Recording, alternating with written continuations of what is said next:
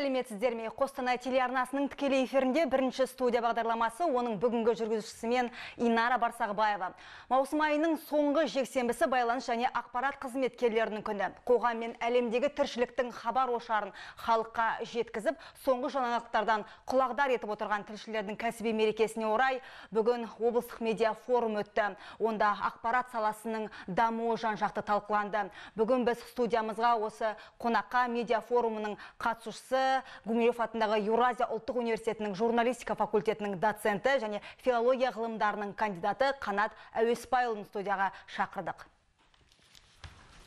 Қанат Әуеспайұлы, студиямызға қош келдіңіз. Енді сіз ақпарат саласының үздігісіз. Бүгін сізбен сондай сұхбаттасудың сәті түсіп отыр екен. Енді жаңа жоғарыда айтап өттім. Бүгін біздің облыста сондай бір ауқымды іс-шара өтті. Облыстық медиа форум, жан-жақты одан қонақтар келді. Енді сіз сонда 5 тақырыпты, өзек тақырыпты көтердіңіз, е? Әңгімеміздің әлқизасын содан бастасақ. Көп рахмет, Инара. Ең алдымен астықты өлке Қостанай жұртшылығына басымды иіп, сәлемді жолдағым келеді. Қош келдіңіз. Және мына Қостанай телеарнасындағы бірінші студия хабарын өзім жіті қадағалаудамын.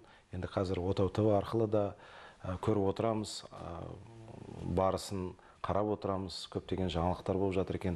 Мінекей осы телеарнаның бүгінгі ішкі тынысымен, тыныс тіршілігімен танысып, сондай бір мәз-мейрам болып жатқан жайымыз бар. Тамаша көңіл күйдеміз. Форум өте жоғары деңгейде өтті. Ең алдымен осындай әріптестердің кәсіби мерекесіне орай әріптестердің басын қосып үлкен медиа форум өткізген ұйымдастырушыларға, облыс әкімдігіне, ішкі саясат басқармасына алғысымды айтқым келіп отыр. Рахмет. Қанат Әуеспайұлы, енді шынымен де бүгінгі таңда журналистика бұл сұранысқа ие мамандықтардың бірі деп жатырмыз, я. Енді ел азаттық алған тұстан бастап, басылымдарда, бұқаралық ақпарат құралдарында да сондай бір жаңа өрлеу басталды, жаңа бір дамудың жаңа кезеңі басталды деуге болады. Еліміздің жетістіктерін бүгінде қаламды серік еткен тілшілер қауымы жан-жақты көрермендерді хабардар етіп жатыр, я. Бүгін жылына бір келетін мерекеде осы журналистерге көптеген сондай бір жылы сөздер айтылды, еңбектерде бағаланып жатыр. Сіз бүгінгі таңда осы саланың мамандарын, олардың еңбегін қалай бағалайсыз? Көп рахмет, Инара, дұрыс айтып өттіңіз. Енді қаламды қару еткен әріптестеріміз үнемі халықтың назарында, ең халықтың көзі, құлағы һәм тілі деп айтып жатамыз ғой. Және бұл журналистер бір жағынан ең құрметтелетін мамандық болса, екінші жағынан үнемі халықтың назарында болғасын, үнемі сыналатын да мамандық, көп сыналатын мамандық. Өйткені мәселенке бухгалтер деген мамандықты алатын болсақ, бухгалтердің жұмысы тек қана өзіне және қарамағындағы бір 2-3 қызметкеріне ғана белгілі. Ол жалпақ жұртқа жариялап болып жатпайды.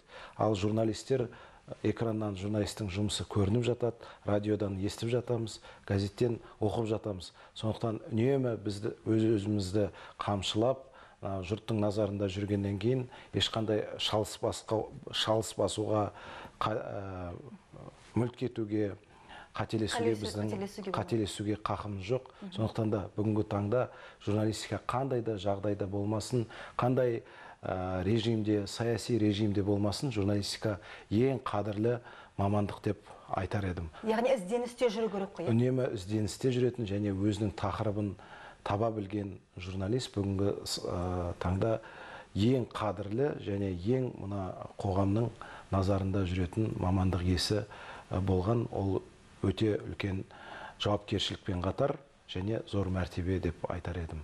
Сондықтан да бүгінгі таңда журналист болу әрі қиын, әрі қызықты. Және де осы орайда мынандай бір анықтама есіме түсіп отыр. Әкем енді 45 жыл бойы педагог, ұлағатты ұстаз, білім беру ісінің құрметті қызметкері. Інім екеуміз де журналист болғанымды қалады. Соны жастайымыздан сұраймыз ғой, әке, неге журналист болуымызды қаладың деп. Соны айтады, журналистика мамандығы әлі қадірлі болса, әрі бір жағынан жаңағы сыбайлас жемқорлыққа бой алдырмайтын мамандықтардың бірі. Өйткені мына ел арасында басқа чиновниктер бар, мемлекеттік қызметкерлер бар, коррупциямен ұсталды дегенді көп естиміз, бірақ журналист ұсталды деп естімейміз. Демек, бұл журналист әрі ары да таза, өзінің ісі де таза. Енді қатты байып кетпесе де, қатты жаңағыдай орта деңгейде жүретін үнемі сондай аса бір құрметті мамандықтың иесі болғандарыңа мен сондай қатты қуаныштамын деп айтып отырады. Яғни ол өзінің жеке мүддесі емес, мүддесі үшін емес, ұлт мүддесі үшін жұмыс істеу. Ұлт мүддесі, халықтың мүддесі, мына қоғам мүддесі үшін бәрібір жаңағы жанын аямай, барын аямай, өзінің ойын, санасын аямай жұмыс істейтін мамандықтардың бірі. Өйткені қара жаяу, көлденең көк аттылар бұл мамандықта ұзақ тұрақтамайды. Тез кетіп қалады, басқа салаға кетіп қалады. Тіпті осы жерде жұмыс істегеннің өзінде ешқандай бір жетістікке, атап айтарлық жетістікке ие болмайды. Бұл таза мына ғылыми тілде айтсақ, аскет адамдардың. Аскет адам деген тек аскет адам деген қоғамның игілігі үшін өзінің басын тәрк ететін адам. Өзінің жаңағы жеке басын жампида ететін адам. Оны тіпті мына енді Лев Гумилев университетінен келіп отырғаннан кейін пассионарий деген сөз. Пассионарий деген жаңағы өзінің қоғам игілігі үшін, бұл да солай. Қоғам игілігі үшін, қоғамның жақсару үшін, қоғамға болсын деп тұратын адамдарды осы пассионарий дейді екен. Сондықтан да журналистер де нақ осы пассионарий сөзінің аясына сыйып тұратын мамандық иелері, құрметті мамандық иелері деп мен тағы да қадап айтқым келеді. Енді шынымен де мынау медиа форумда Информ бюро ақпараттық агенттігінің бас редакторы Дорофеев мырза мынау бүгінгі таңда қоғамда жалпы жағымсыз жаңалықтар сонда көбейіп кетті деп айтып жатыр. Яғни бір жағынан аудиторияда соған бір қызығушылық танытып отыр. Одан алар ешқандай пайда жоқ, яғни пайдалы мәлімет жоқ деді. Сіз де өзіңіздің осы тұста өзіңіздің ойыңызды жеткіздіңіз. Инара, дұрыс айтасыз. Оның себебі Кеңес одағында бізде ақпараттық вакуум болды. Тек қана сүзгіден өткен ақпаратпен біз сусындап отырдық. Ал мына тәуелсіздік алған жылдары біз цензураны болмайды деп бүкіл жан-жақтан келген ақпаратты ала бастадық. Енді жаңағы тыйым салынған нәрсе үнемі бір аңсарың соған ауып тұрады ғой. Соның дәмін татып көргің келеді, соны көргің келеді. Сондықтан да неше түрлі анайы, мына негативті ақпарат келген кезде бұрын небір сұмдықты естімей келген халық соларды қабылдай бастады, санасын қоздыра бастады. Және халық осындай да сұмдық бар екен ғой деп қатты соған молынан тұтына бастады. Тұтына бастағаннан кейін жаңағы бойында қорқыныш, үрей пайда бола бастады. Енді белгілі бір деңгейге жеткенде халық одан жерінеді, халық одан жалығады. Дорофеев мырза менің әріптесімде жақсы айтып өтті. Қазірде халық мінекей жалыққан стадиясына жетіп отыр, жалыққан кезеңіне жетіп отыр. Енді мына позитивті, көңілді көтеретін және жаныңа бір рухани азық беретін, сана сезіміңді кеңейтіп, танымыңды арттыратын осындай танымдық бағыттағы ақпараттарға зәрулік заманы туды деп айтып жатты. Толығымен келісемін. Қазір енді негативтен шаршаған жұртшылық қайтадан осындай бір жан сарайыңды ашатын бір танымдық бағдарлама болсын, танымдық мақалаларға болсын, танымдық ақпараттарға. Тағылымдық тәрбиелік сондай зор шаралар. Оны енді ақпарат теориясында когнитивті ақпарат дейді, cognitive information деп ағылшынша айтқанда, яғни танымдық бағыттағы ақпаратқа біз қазір ойысатын жағдайға жеттік. Бұған дейін жаңағы бұрын естімей келген ақпаратты халық ой сұмдық-ай деп тұтынып келсе молынан, қазір одан жалға бастаған күйге жеттік деп ойлаймын. Енді сіз сол кезде айтып өттіңіз, енді қазір нарық заманы болғандықтан бұның бәрі рейтинг үшін жасалады деп, иә? Иә, өте дұрыс айтасыз. Рейтинг деген ол өте былай салыстырмалы түрде айтқанда, мен өзім жеке пікірім емес, ол барлық ақпарат теоретиктер айтып жүр. Ол мына жарнама берушіге ғана тиімді, тапсырыс берушіге ғана тиімді бір ақпарат құралдарының көрсеткішін өлшейтін құрал ғана. Ал мына қоғамға, аудиторияға оның ешқандай да пайдасы жоқ. Рейтинг деген не? Неғұрлым анайы, неғұрлым табыс көзіне айналған. Негативті ақпаратты көбірек көрсетсең, халық соны көп тұтына бастайды деген есеппен құрылған ғана бір көрсеткіш өлшемі ғана. Сол жаңағыдай 5 тақырыпты айтып өттім мен жаңағы. Зорлық зомбылыққа қатысты да жақсы бір өзіңіздің мысалы жыныстық қатынас, төсек қатынастары, балаға қатысты, сосын қанды көріністер, сосын денсаулыққа қатысты, және шоу-бизнес жаңалықтары осындай ақпарат теориясында осы 5 тақырып ең көп көрілетін, оқылатын, тыңдалатын тақырып. Өйткені енді бала тақырыбы өзіңізге белгілі. Бәріміз бала болдық, немесе бәріміздің баламыз бар. Сол үшін ол тақырып баршасын қызықтырады. Ана төсек қатынастары, бұған дейін алаңдамай келген ата-аналар қазір осыған бір алаңдай бастады. Дұрыс айтасыз. Бірақ ол әлеуметтік желі жоқ кезде, интернет жоқ кезде, цензура бар кезде біз мұндай ақпаратты естімей келдік. Қазір көбейіп кетті деген ол сөз емес. Қазір көбейіп кеткен ештеңесі жоқ. Тек сол кездері осындай ақпарат көпке тараған жоқ, сондықтан біз ондай сұмдықтар туралы естімей келдік. Қазір сондай ақпаратты көп естігеннен кейін біз ойлаймыз, не деген масқара, заман не болып баратыр, мына заман ақыры жақындап қалды ма деген сияқты. Керісінше пайдасынан гөрі зияны сонда тиіп отыр ма? Міндетті түрде мына санамызға зиян тиеді және психологиялық ауытқуларға, психологиялық ауруларға керек десеңіз душар етуі мүмкін.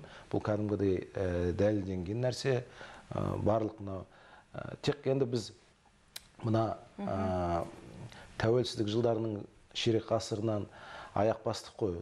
Осы жылдары біз бұны енді басымыздан өткеріп отырмыз. Ал мына Еуропа елдері болсын, Америкадағы елдер болсын, енді Америка мен Еуропа неге атаймыз? Өйткені мына ақпарат теориясының басым бөлігі сол жақтан шыққан ақпарат құралдарының бастауы қайнарда сол Америка мен Еуропа. Жаға ұстатар қылмыстарды, айуандық, оның бәрі сол жақтан келе жатыр. Сар жағал басылымдар да, мынау джинса деп орысшада айтылып жүр ғой. Сары баспасөз, мынау жаңағыдай жын ойнаққа, қылмысқа, мынау жыныстық қатынасқа бұқаралық ақпарат құралдары арқылы итермелеу, оның барлығы осы мына ақпарат құралдарының бастау қайнар болып табылатын Еуропа елдерінен келді. Бірақ айырмашылығы олар бұл кезеңнен өтті. Олар бұдан жалықты. Қазір көбінесе мына жаңағы мен когнитив ақпарат деп отырмын ғой, сондай танымдық бағыттағы ақпаратқа ойысып, қазір соған көшіп кетті. Біз солардан үлгі алу керекпіз, үлгі алғанда ол өзі үлгі алу керек деп, мына қазір біз солай болып кетпейміз. Халық әбден жалығу керек. Енді халық қазір жалықты деп ойлаймын. Халық жалықты. Қалай күресуге болады қазіргі осы орын алған? Күресуге болады дегенде, бұл жерде бұл мемлекеттік телеарналарға қатысы жоқ. Өйткені мемлекеттік телеарна бәрібір де осындай танымдық ақпараттарды жан-жақты беріп жатыр. Бірақ коммерциялық сайттарда шығар, коммерциялық ақпарат құралдарымен бәсекеге түсе алмай жатыр. Өйткені коммерциялық телеарналар болсын, ақпарат құралдары олар жаңағы жарнамадан ақша тауып отыр, а жарнама берушілер рейтингісі көп, жаңағыдай 5 тақырыпты қамтитын ғана бағдарламаларға ғана ақша төлейді. Ал мемлекеттік ақпарат құралдарында ондай жоқ. Сол үшін бәсекелестікке түсе алмай отыр. Сол үшін мен үнемі айтып жүрем, және қазір де айтамын, мемлекеттік ақпарат құралдарын әсіресе мына мемлекет тарапынан көбірек қолдау қажет. Қажет десеңіз, мемлекеттік ақпарат құралдарында жұмыс істейтін қызметкерлерге, журналистерге, оператор, режиссер болсын, техникалық қызметкерлерге олардың әлеуметтік мәртебесін анықтау керек. Бүгінгі таңда әлеуметтік мәртебесі анықталмаған не мемлекеттік қызметкерге жатпаймыз, не әлеуметтік қызметкерге жатпаймыз. Сондықтан содан келіп, мысалы, ешқандай әлеуметтік төлемдерден, жеңілдіктерден қағыламыздағыны журналистер басқа салаға тез кетіп жатады. Қоғамдағы мәселелерді көтереді, ал өздеріңді бір жағынан өздерінің әлеуметтік жағдайы былайша айтқанда жақсармай келеді. Әйгілі Шерхан атамыздың айтатын сөзі бар ғой, арқалаған алтын, жеген жантақ деп, журналистер әлі дейін солай болып келе жатыр. Бірақ бұл үнемі жантақ бола бермеу керек. Ол қазіргі заман басқа, кеңес одағында мысалы әлеуметтік мәртебесі анықталмаса да, журналистерге көп жағдай жасалатын, оларға үй берілетін, мысалы, оларға жаңағыдай тіпті мынау ай сайынғы жалақысы да әлдеқайда көбірек болатын. Және аймақтарға, мысалы, Астанадан мына Алматының Казгуын бітіріп келген мамандар, жас мамандар кәдімгідей бағыттамамен жіберілетін, арнайы бағыттамамен. Ал қазір оның бірі де жоқ. Аймақтарға жас журналистер келіп жатқан жоқ. Жергіліктінің өздері осында қалып қоймай, Астана мен Алматыға кетіп қалып жатады. Жас журналистер, аймақтағы жас журналистердің жағдайы өте сол жағынан мына кадрлардың ағысы дейміз ғой, көп тұрақтамай кетіп қалғаннан кейін ол міндетті түрде сапасына кері әсер етеді. Тұрақтылық жоқ. Контентке әсер етеді, басылымның сапасына әсер етеді, радионың да сапасына әсер етеді. Сондықтан да мына осы мәселе біздің ақпарат коммуникация министрлігінде де бұл бірнеше жылдан бері негізі көтеріліп келе жатыр ғой осы мәселе, баспана мәселесі де. Баспана мәселесі, әлеуметтік мәртебесі де көп рет көтеріліп келе жатыр. Бірақ енді мен үмітім жоқ емес, көп айтыла берсе, ол міндетті түрде өзінің бір заңдылығы бар. Көп айтыла берген сайын, жыламаған балаға емшек жоқ деген сияқты, көп айтылған сайын ол бір күні шешімін табады деген үмітім зор. Сондықтан да біз осындай мінберлерде, медиа форумдарда болсын, осындай бірінші студия хабарында болсын, осындай түйткілді мәселелерді көп көтере беруіміз керек деп ойлаймын. Жаңа сіз жас журналистер демекші, сіз Еуразия ұлттық университетінде журналистика факультетінде доцентсіз, енді шынымен де болашақ журналистерді тәрбиелеп жатырсыз, сабақ бересіз, дәріс оқисыз дегендей. Қазіргі осы болашақ тілшілердің көзқарасы қандай? Олар енді шынымен де бұрынғымен салыстыруға келмейді ғой. Қазір енді ақпараттық технология дамыған заман. Әлбетте, ақпараттық технология дамыған заманды өмір сүріп жатқан жастарымыз қазір жан-жақты.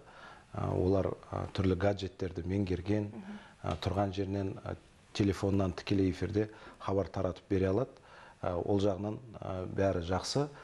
Енді айтып жатамыз, мына тілдері қасаңдау, кішкене сөздік қоры аздау деп. Ол енді соншалықты бір қиын мәселе деп ойламаймын. Нағыз өзінің кәсібін сүйетін адам, ол тілді де меңгереді, сөздік қоры да молаяды. Өздеріңіздің осы Қостанай телеарнасынан түлеп ұшқан, мысалы, Еркін Таңатқанұлы, қазір өзіңіз білесіз, ұлттық арнада үлкен басшылық қызметте. Сол кісі, мысалы, қарапайым мына тіршіліктен бастап, мінекей үлкен лауазымда отыр.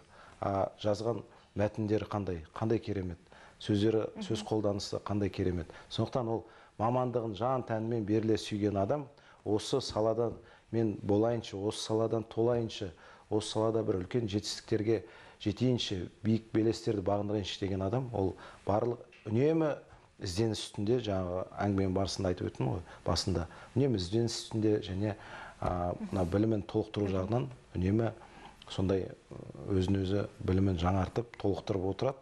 Бәрібір де ондай мәселе жоқ деп ойлаймын. Ал жаңағы технологияларды меңгерген, сөз қолданысы ерек, сондай өзіндік стилін қалыптастырған журналистер, ешкімге қолтаңбас ұқсамайтын журналистер, телевидениеде болсын, газетте де болсын, ол әлде бар.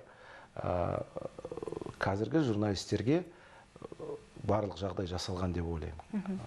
Баяғы енді интернет жоқ заманмен салыстырғанда, тарату жағынан, барлық жағынан ешқандай проблема жоқ деп ойлаймын. Бар проблемалар, олардың барлығы да жаңағы мен айтып өткен әлеуметтік мәселеге қатысты, әлеуметтік мәртебесін анықтауға қатысты мәселе бар, ол жағынан сөз жоқ. Бірақ қазіргі журналистерге істейін, болам, осы кәсіппен. Ниет талпыныс болса, еңбек бәрін жеңбек. Ешқандай мәселе жоқ деп ойлаймын. Сондықтан қазіргі журналистерге тек қана талмай ізденістің өресін тілеймін. Енді Қанат Әуесбайұлы, сіз енді бүгінгі таңда бір емес бірнеше салада да еңбек етіп келе жатырсыз. Бірнеше саланы меңгердіңіз деуге де болады. Енді бұл шынымен де қиын емес па? Өзіңіз енді бұған дейін ақпарат саласында жұмыс істегендіктен. Мен Инара, сұрағыңыз өте өзекті. Мен мұны мамандықты әртараптандыру, яғни диверсификация деп айтайым. Осында болашақ стипендиясымен оқып келген кезде әрі қарай немен айналысам деген сұрақ туындады. Сол кезде енді біраз ізденіп, телевидениеда да хабар жүргіздім. Қоғамдық ұйымда сонда медиа директор болып қызмет еттім. Үкіметтік емес ұйымда да жұмыс істедім. Әрі журналистика факультетінде сабақ беріп жүрдім. Осындай ұстаным маған өз басыма ұнайды. Өйткені бұл маған бір орында отырып қалмауға үлкен бір серпіліс беріп жатыр. Және бір үнемі өзімді ынталандырып отырамын. Бір кәсіптен жалықсам, мысалы жаңағы үкіметтік емес ұйымда отырып, ол жерде енді өзінің жұмысы бар, одан жалықсам, барып ұлттық Еуразия университетінде сол барып білген түйгенімді студенттермен бөлсем, дәріс өткізем, одан кейін телеарнаға барып хабар жүргізіп кетем. Енді бір жағынан жаңадан ойлар, жаңа идеялар да содан туындайтын шығар, бір орында отырмағандықтан. Студенттерге білім беріп қана қоймай, олардан көп идеяны алам. Шыны керек, бұл өзара қазіргі формат әріптестік бір әріптестік деңгейінде жүзеге асады. Өйткені бүгінгі заманауи форматтағы ұстаз, оқытушы, ол тек қана білім беруші емес, ол қазіргі таңда бағыттаушы және студенттердің пікірімен санасып, бір ортақ идеяларға мұрындық болушы тұлға деп ойлаймын. Сондықтан да осындай студенттермен өзара әріптестіктің арқасында нақты қандай жетістікке жеттіңіз десеңіз, айта аламын, мінекей студенттердің одан арғы бағыт берудің арқасында жұмысқа тұруына да, біраз журналистердің жұмысқа тұруына да мұрындық болып жатқан жайымыз бар. Енді көпшілік енді журналистика факультетінің кафедрасын айыптайтыны бар. Онда істейтіндердің көбісі журналистикада бір күнде істемеген, көбісі ол теоретиктер. Теория жағынан ғана білім береді. Теория жағынан ғана біледі. Мынау ішкі асханасын білмейді жатады деген әңгімелер бар. Енді ол сөздің жанында бар, 100% рас деп айта алмаймын. Ол жерде де көптеген тәжірибелі практикада ысылған журналистер бар. Бірақ енді күнделікті біліміңді толықтырып отырмағасын, замана көшінен қалып қойған мұғалімдер де бар. Сондықтан да бұл бір маған телевидениеда әрі жұмыс істеп, әрі мына университеттің арасында дәріс оқу, бұл бұқаралық ақпарат құралы мен жоғары оқу орнындағы бір дәнекердей көрінеді. Осы маған бір шаттық сезімін сыйлайды. Мұнымен де шектеліп қалмайтын шығарсыз, иә? Әлбетте, қазір жеке қоғамдық қор құрып, осы аймақтық журналистиканың біліктілігін көтеру бағытында жұмыс істеп жатқан жайымыз бар. Ақпарат министрлігімен, ақпарат коммуникация министрлігімен және жергілікті мына билік өкілдерімен тығыз қарым-қатынастамыз. Енді бұл бағыт қаншалықты, бұл бағыттан да бір күн енді жалығатын күндер болатын шығар. Жалықсам, өзімнің тағы ұстанымымды табам деген сенімім зор негізі. Рахмет. Рахмет, сәттілік. Әрине, енді бүгінгі таңда елбасының рухани жаңғыру, жаңағы цифрлы Қазақстан болсын, 4-ші өнеркәсіптік революция болсын, осы ел үшін маңызды, елдің әлеуметтік саласын әрлендіретін, экономикасын өркендететін осы бір жолдауларды іске асыруда журналистерге жүктелген жауапкершіліктің жүгі ауыр ғой. Осы ретте оларды қоғам арасында енді былай олардың осы стратегиялық тапсырмаларды орындау барысын қоғамға, көрерменге жеткізіп отырған бұқаралық ақпарат құралдар ғой. Қалай өзіңіз бүгінгі таңда осы материалдарды бағалайсыз олардың? Өте дұрыс айтасыз, Инара. Ақпарат құралдары жалпы халыққа тарату жағынан, мемлекеттің стратегиялық бағдарламаларын тарату жағынан ешқандай мәселе туындап жатқан жоқ. Мәселе, бар мәселе, бір ақпарат құралдарына мына көптеген ақпарат келіп түседі де, жаңағы бір конвейерден туындағандай бір сыдырғы, бір қызықсыз материалдар қаптап кетті. Соны бір жөнге келтіру керек. Оны жаңағыдай тақырыбын қызықтырамыз ба, жаңағы бір ұтымды беру тәсілдерін қарастыру керек. Оны бұл жағынан енді журналистер түсінуге болады, өйткені жан-жақтан ақпарат келген кезде аймақтарда мамандар тапшы, кадрлар тапшы, жаңа айтып кеттік қой, Астанаға, Алматыға кетіп қалады, сол кезде жұмыс істейтін журналистерді таппай қаламыз. Соны жан-жақтан келіп жатқанда, уақытын жұмсап жатуға, ойлануға, бір креативті жасауға уақыты жоқ. Яғни сапалы, пайдалы ақпарат беру. Иә, сапалы, пайдалы ақпарат беруге уақыты жете бермейді. Сондықтан ол жаңағы өзінің уақытын осы тұрғыдан алғанда жоғалтып жатады.